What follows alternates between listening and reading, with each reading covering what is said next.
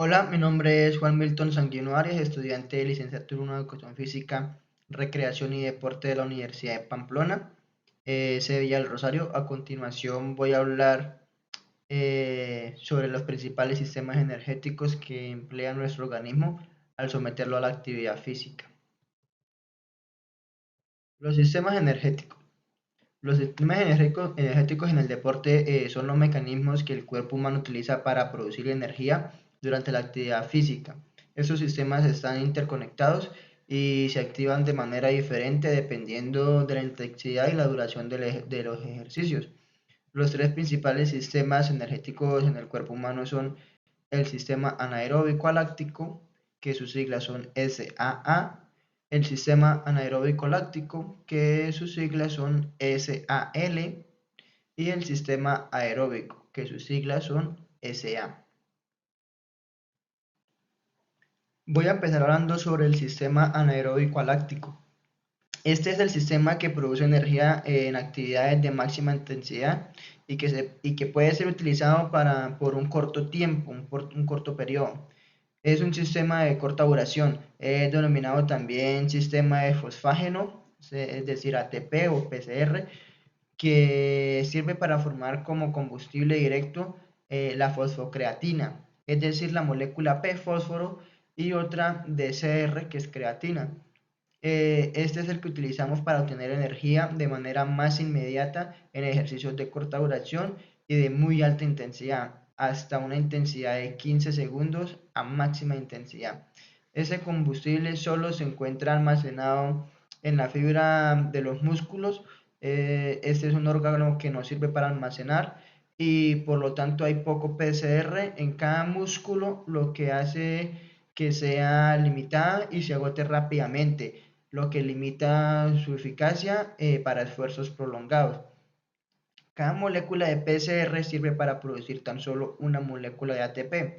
La energía se obtiene mediante la ruptura de fosfocreatina, el PCR, para regenerar el ATP, que es el adenosis tristofano.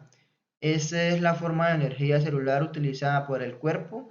Si se pretende entrenar el sistema anaeróbico láctico, las series de trabajo no pueden durar más de 6 segundos si el trabajo es muy intenso, pues en la fase de ejercicio de intensidad muy alto, a los 4 segundos las reservas de PCR ya se han reducido un 80% y el sistema láctico tendrá demasiada participación. Ahora vamos a hablar del sistema anaeróbico láctico. Este sistema proporciona energía para actividades de alta intensidad que duran varios minutos, también llamado metabolismo de la glucosa, ya que la glucosa se utiliza para producir ATP. La misma se obtiene de los hidratos de carbono consumidos con la dieta, los cuales se digieren en el estómago, convirtiéndose en glucosa y luego pasan al intestino delgado y de allí la glucosa pasa a la sangre. Ya en la sangre, esta glucosa puede digerirse al hígado para almacenarse como glucógeno o puede dirigirse al músculo para almacenarse como glucógeno o utilizarse inmediatamente para producir ATP.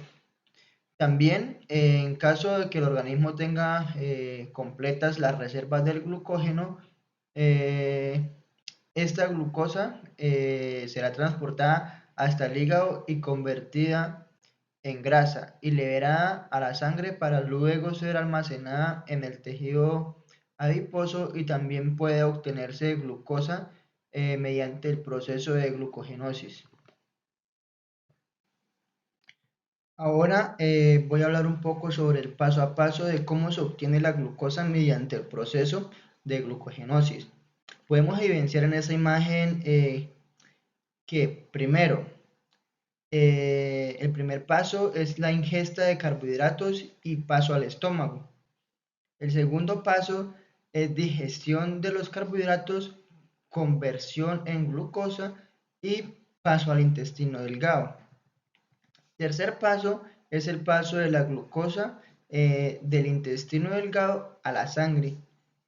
El cuarto paso es el paso de la glucosa de la sangre al músculo donde puede almacenarse como glucógeno. El quinto paso es el paso de la glucosa de la sangre al hígado, donde puede almacenarse como glucógeno.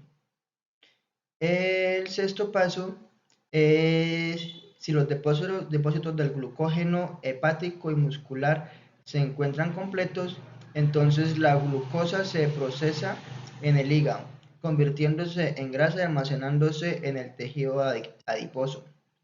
Podemos decir que el sistema anaeróbico láctico durante el ejercicio utiliza solamente glucosa anaeróbica como fuente de energía. Produce lactato como residuo de utilización de glucosa de forma anaeróbica. Genera 2 o 3 ATP por molécula de glucosa y predomina en ejercicios a partir de los 30 segundos de alta intensidad. Ahora voy a hablar un poco sobre la glucólisis anaeróbica en el sistema anaeróbico láctico. El lactato es el residuo de la glucólisis anaeróbica, es decir, este proceso de desecho se genera durante la digestión de glucosa de forma anaeróbica.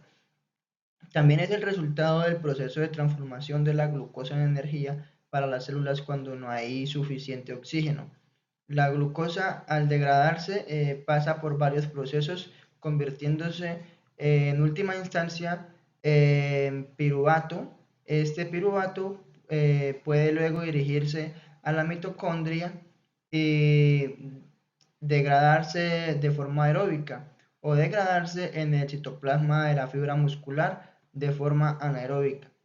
Cuando se degrada de forma anaeróbica en el citoplasma, produce el lactato como residuo.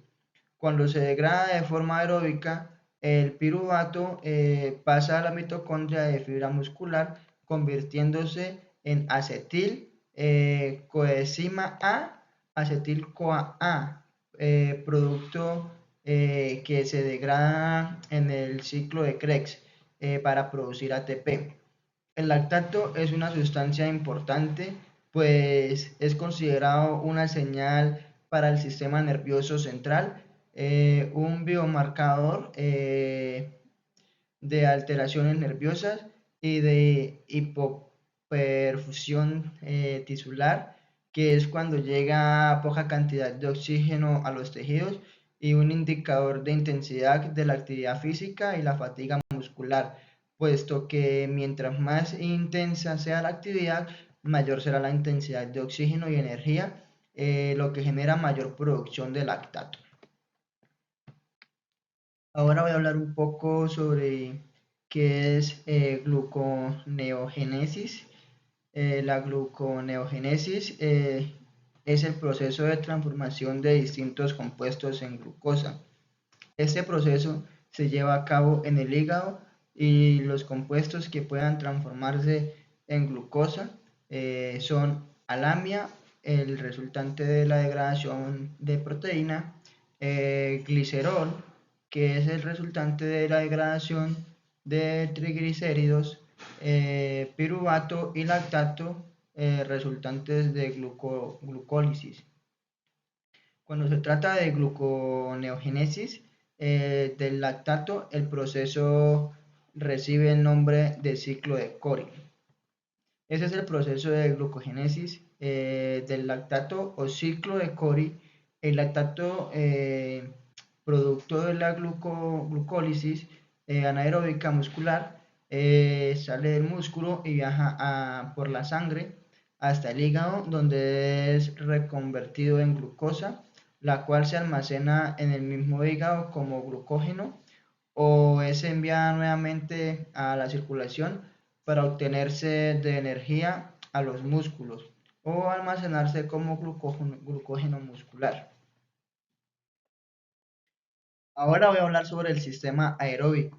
El sistema aeróbico es el que se pone en marcha cuando se practican deportes de resistencia, y los dos combustibles que pueden degradarse de forma aeróbica son la glucosa y los ácidos grasos. Todas las reacciones aeróbicas se llevan a cabo en la mitocondria de la fibra muscular. Estos procesos aeróbicos se dan principalmente en las fibras musculares rojas, las cuales presentan gran cantidad de mitocondrias. La glucólisis lenta o oxidativa degrada la glucosa de forma aeróbica, no produce lactato. La degradación de glucosa se produce en la mitocondria. Se produce de 36 a 37 ATP por molécula de glucosa degradada. Utiliza glucógeno muscular y glucosa sanguínea. Cuanto más intenso sea el ejercicio, mayor es la glucogénesis hepática. Siempre que exista suficiente oxígeno disponible en la fibra muscular, la cual se degrada en la mitocondria de forma aeróbica. Pero si falta oxígeno, entonces las mismas tendrán que degradarse de forma anaeróbica, produciendo lactato como residuo. La velocidad de producción de ATP, adenosinotriptofano, por la vía anaeróbica de la glucólisis es mucho mayor que por la vía aeróbica oxidativa. La velocidad de producción de ATP por glucólisis anaeróbica es 4 veces mayor que la velocidad por glucólisis aeróbica. Pero a pesar de ello, la vía aeróbica produce muchos más ATP que la vía anaeróbica por molécula de glucosa. Pues una molécula de glucosa que se degrada de forma anaeróbica produce de 2 a 3 ATP, pero la degradación de una molécula de glucosa de forma aeróbica produce 36 a 7 ATP. La vía anaeróbica es más rápida en la producción de ATP, pero es poco rentable, es decir, produce mucho ATP por unidad de tiempo, pero a costa de la utilización de muchísima glucosa. En cambio, la vía aeróbica no tiene potencial para producir ATP tan rápidamente, pero es mucho más rentable, pues produce 12 veces más ATP por molécula de glucosa. El ejercicio de alta intensidad estimula la vía nerviosa simpática a las glándulas suprarrenales a que liberen adrenalina y cortisol, y la glándula pituitaria a que libere somatotrefina, hormonas que a su vez estimulan la glucogénesis del hígado, provocando que el mismo libere su reserva de glucosa a la sangre, aumentando los niveles de glucosa en sangre para que esta glucosa llegue a los músculos y pueda ser utilizada para producir ATP. Voy a hablar un poco sobre el sistema lipolítico o de beta-oxidación. Las grasas se almacenan en el organismo, en el tejido adiposo, en forma de triglicéridos, una barra de glicerol unida a 3 moléculas de ácidos grasos.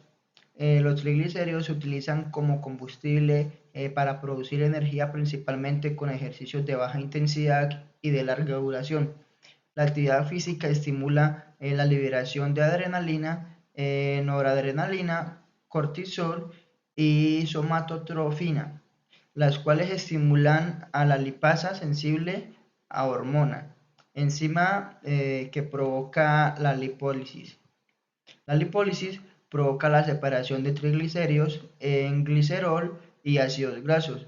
El glicerol se transporta en sangre hasta el hígado, donde es metabolizado y reconvertido en glucosa, y los ácidos grasos son transportados hasta las fibras musculares.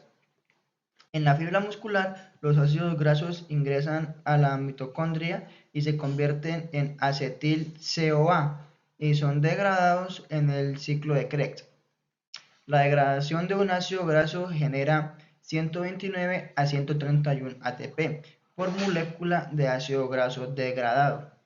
Como decíamos antes, la grasa del cuerpo se almacena en forma de triglicéridos, es decir, una molécula de glicerol unida a 3 moléculas de ácidos grasos. Estos triglicéridos se encuentran en las células adiposas, como así también en las células musculares, y son reservas de energía que pueden utilizarse para producir ATP. Los triglicéridos se utilizan como fuente de energía con ejercicios de baja intensidad. En cuanto a la duración de ejercicios, una actividad física que dure más de 40 minutos utilizará predominantemente ácidos grasos como combustible para producir ATP. Para ser utilizados como fuente de energía, los triglicéridos deben descomponerse en las unidades más pequeñas que lo forman, es decir, deben descomponerse en glicerol y ácidos grasos. A este proceso es lo que se le denomina lipólisis. Durante la actividad física se liberan hormonas como la somatotrofina, la adrenalina, la noradrenalina y el cortisol, las cuales estimulan a la lipasa sensible a hormonas LHS, una enzima que provoca lipólisis, o sea, degradación de los triglicéridos. Los triglicéridos almacenados en las células adiposas del cuerpo son degradados por la LHS en glicerol y ácidos grasos y liberados a la sangre. El glicerol viajará por sangre hasta el hígado, donde se metabolizará y será convertido en glucosa por el proceso de glucogenosis. Y los ácidos grasos viajarán por sangre hasta llegar a la fibra muscular, específicamente hasta la mitocondria de la fibra muscular, en la cual ingresan para luego transformarse en acetil-CoA, compuesto que será degradado por el ciclo de Krebs. Vamos a hablar sobre la proteólisis en el sistema aeróbico.